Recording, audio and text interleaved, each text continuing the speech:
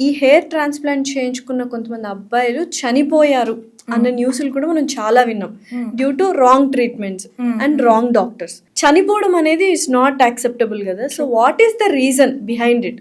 So hair transplant అన్నది మనం ఒప్పుకున్నా ఒప్పుకోకపోయినా it is an invasive surgery only.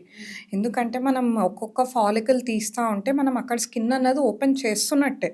So invasive surgeries or any surgeries for that fact మనం ఎప్పుడూ ఒక స్టెరిలైజ్డ్ ఓటీలో కానివ్వండి, ఒక ప్రాపర్గా ట్రైన్డ్ ఉన్న డాక్టర్ వాళ్ళ దగ్గరే చేయించుకోవాలి ఖచ్చితంగా.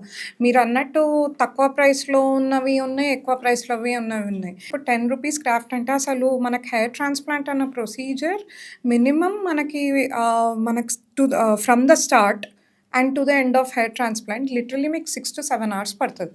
6 to 7 hours మనం ఆ ట్రీట్మెంట్ చేస్తున్నప్పుడు ఒక్కో ఫాలికల్ తీస్తూ ఉన్నప్పుడు అసలు ఆ ఎన్విరాన్మెంట్ అన్నది చాలా ఇంపార్టెంట్. ఎన్విరాన్మెంట్ యాజ్ ఇన్ మనం ఓటీలోనే చేయాలి. ఈవెన్ మన ఎన్ఎన్సి గైడ్ లైన్స్ ప్రకారం కూడా హెయిర్ ట్రాన్స్ప్లాంట్ అన్నది ఖచ్చితంగా ఒక ఓటీ సెటప్లోనే అవ్వాలి, స్టెరిలైజ్డ్ సెటప్. మీరు ఇందాకన్న డెత్ పాయింట్ కూడా ఏంటి అంటే ఆ పర్టికులర్ డాక్టర్ ఇప్పుడు చాలామంది 10 రూపీస్ గ్రాఫ్ట్ 20 రూపీస్ గ్రాఫ్ట్ ఏంటంటే చిన్న రూమ్స్ లాగా మామూలుగా ఇళ్లల్లో చిన్న రూమ్స్లలో చేసేస్తున్నారు. చాలా మంది డెంటల్ చైర్ మీద కూడా చేసేస్తున్నారు. టు బి చైర్ అనడం కంటే డెంటల్ చైర్ మీద కూడా హెయిర్ ట్రాన్స్ప్లాంట్స్ చేస్తున్నారు. మామూలుగానే మనకు దెబ్బ తగిలితేనే చిన్న ఇన్ఫెక్షన్స్ వచ్చే ఛాన్స్ ఉంటుంది. అలాంటిది హెయిర్ ట్రాన్స్ప్లాంట్ అన్నప్పుడు మనం ప్రతి గ్రాఫ్ట్ తీస్తూ ఉంటాం. అట్లాంటప్పుడు ఇన్ఫెక్షన్స్ రాకుండా ఉండే ఛాన్స్ ఎక్కడ ఉంటుంది?